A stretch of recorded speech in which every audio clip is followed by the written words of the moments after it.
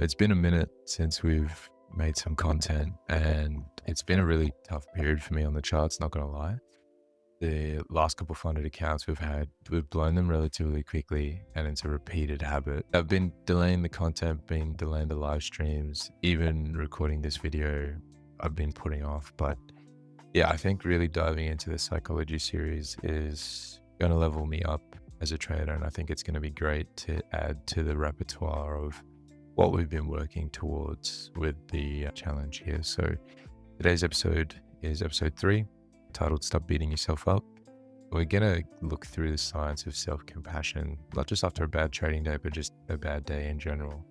Again, using peer-reviewed articles to back up any discussions that we're going to have here. So let's jump straight into it. That was stupid. I knew that trade was wrong before I took it. I've been doing this for months. Why am I still making the same mistakes? Other traders don't struggle like this. Maybe I'm just not cut out for it.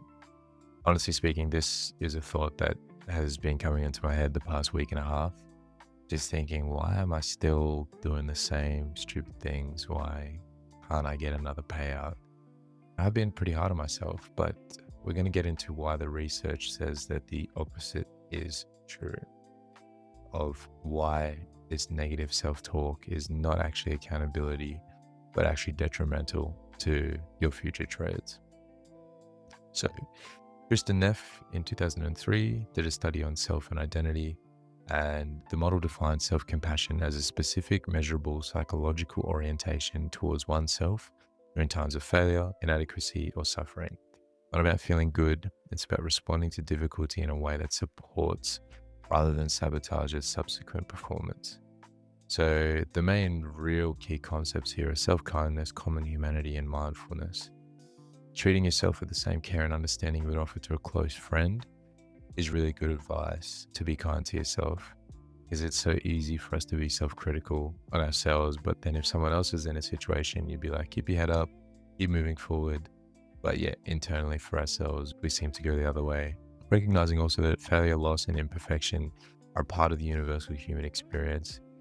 Every trader who's ever lived, even the ones that have made insane payouts that you're looking up to, have gone through incredible periods of failure and drawdown. And then lastly, holding painful emotions and balanced awareness. So observing the feeling of having made a bad trade without being consumed by it or suppressing it. You're really getting to that point where you recognize, okay, I've taken this in. And I think honestly speaking, for me, it can be so easy to, rather than take and sit in that feeling or that emotion, it's just, what can I do to alleviate that and get out of it as soon as possible? And so that looks like, typically for me, like getting another account and just be like, stupid decision, stupid trade, stupid market. It's all good. Let's just fix it and pass. And then we're all good. That negates that negative feeling and I don't have to think about the loss. But yeah, really important to just sit in that period. And that might mean just taking some time before going into the markets again. And that's pretty much what I've done. I've just loaded up on some new accounts now. So looking to get back into the live streams, but yeah, that mindfulness and taking some time out is super important too. So this is not what you think it is. So if I go easy on myself after a bad trade, I'll stop holding myself accountable. Self-compassion is just an excuse not to improve. And honestly, I felt like it's a bit weak. But here are some studies that actually counter that. So Leary et al. In 2007 found that self-compassionate individuals were more willing to acknowledge personal failures, moral transgressions, and poor decisions, not less. When you remove the threat of crushing self-judgment, you become safer to be honest with yourself. Brians and Chen, similarly in 2012, demonstrated across 5 studies that self-compassion specifically increased participants' motivation to learn from their mistakes and avoid repeating them. It produced defensive avoidant, not improvement, when you criticize yourself. So that was actually really interesting to see. And then the last one is from Neff, once again, which we've just gone over, that harsh self-judgment activates the threat system, which produces defensive processing. And as we've discussed in the previous episodes, that in turn actually uses more brain power. And that's why I think I found the more hard I am on myself or in a negative mindset that I am, it just makes it such a bad decision to get back onto the charts once you're in that mindset. So not only are you more triggered, but also like your brain, you're just using more mental focus, which you need to be able to execute properly anyway. So it's a bit of a catch-22. The accountability paradox here was studied by Leary again, so it's pretty much just what we discussed in the findings, but we're just going to dive a bit deeper into that now. Why self-criticism blocks accountability is because it activates that threat system. So when we're under threat, the brain prioritizes self-protection. So denial, stupid market, I'm gonna get it back. Rationalization, blame of external factors. Honest self-examination requires psychological safety, which self-criticism removes. And then why it enables accountability is that when failure does not threaten the entire sense of self, it becomes possible to look at actually what went wrong. You're able to dive deep into it rather than protecting yourself. So basically, Gilbert and Proctor in 2006 basically identified 2 emotional regulation systems that are directly relevant to post-loss trading behavior. Again, touch on the threat system, but now actually bring in the soothing system. So again, just to go over the threat system, detects and responds to danger, narrows attention to the threat, and produces anxiety, shame, anger, and defensive system with a hyperactive limbic system. Those parts of your brain that are really activated typically when you're emotional. Then the soothing system, so produces feelings of safety, contentment, and connection, broadens attention and cognitive flexibility. Working memory is available for the next setup. Risk appetite returns to calibrated baseline.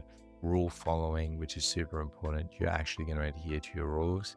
Typically when I'm buying these accounts just to make back the previous one that's blown, I'm just trying to make my daily personal target as quick as possible. I don't care about the loss. All I'm focused on is the profit.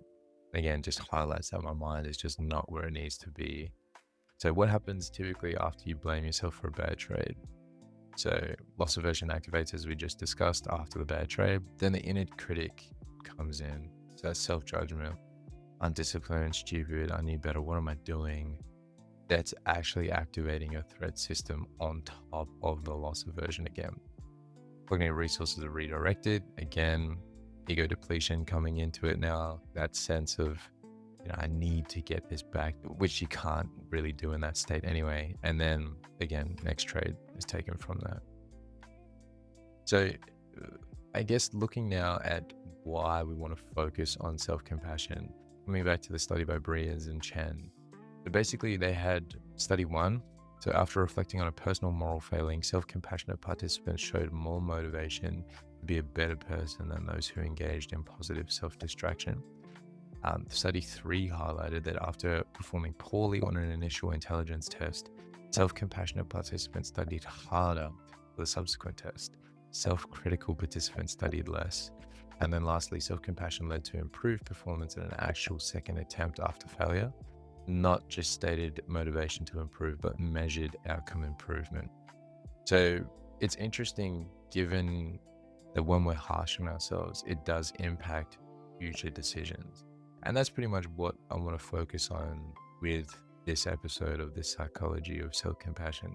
It's not so much for the immediate. It's not to act as a pacifier and not expose yourself to what you need to fix, but it's more so the ability to prevent further trades blowing up in your face. It's looking into the future, not so much the present. And I think that's the power of self-compassion.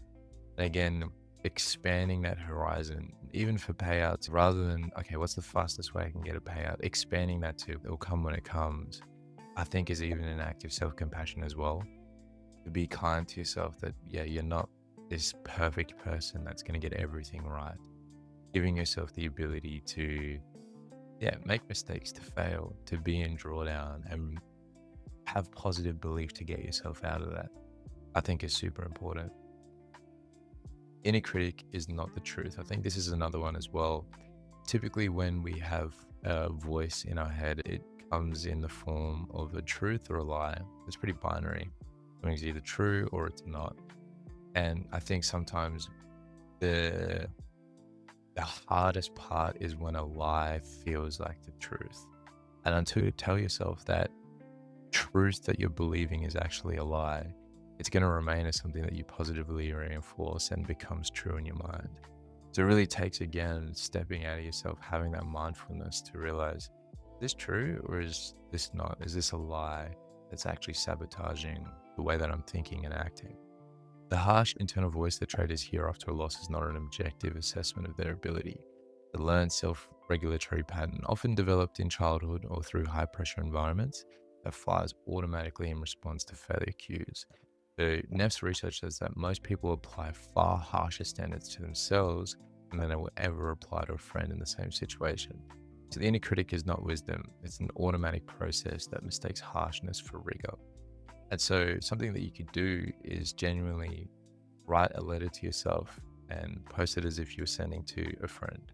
So if a friend had just mucked up, write down what you would say to that friend in that period of time.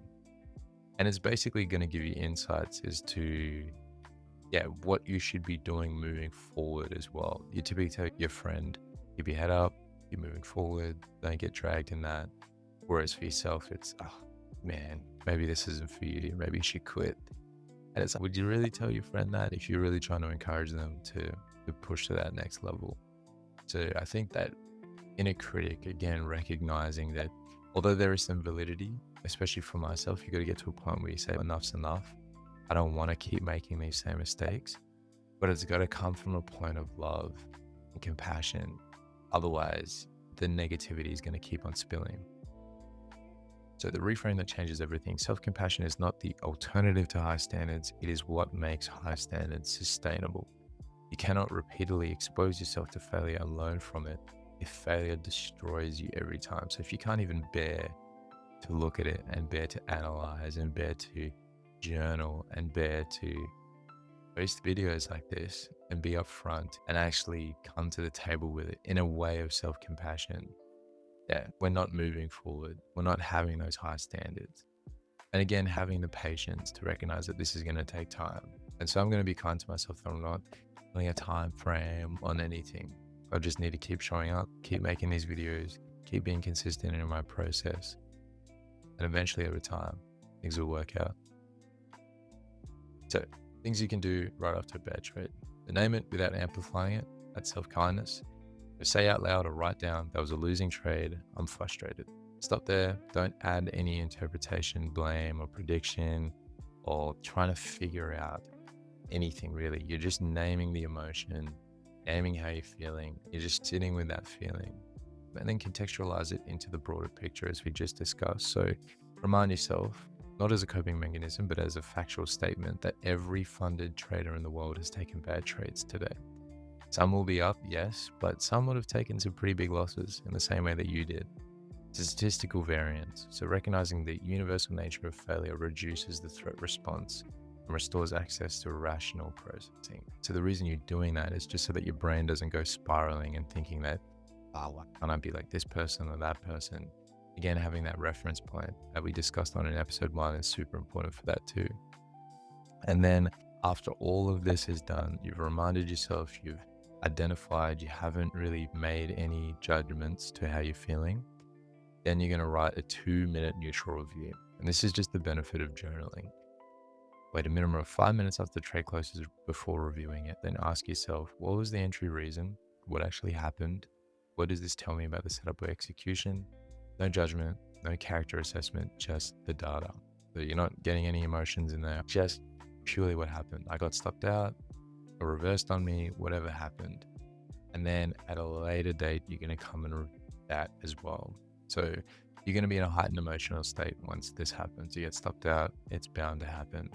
So reviewing that, I think, takes some time to be able to let yourself digest. And another pro tip, get yourself off the charts. Do something else. Don't look at it. Even if it's like the worst thing you can do is when you get stopped out and you just see the markets completely running in your direction. Take some time. If you see that maybe a day later, fair enough. You go, okay, that sucks. But then and there at the time of seeing that can be a bit triggering as well.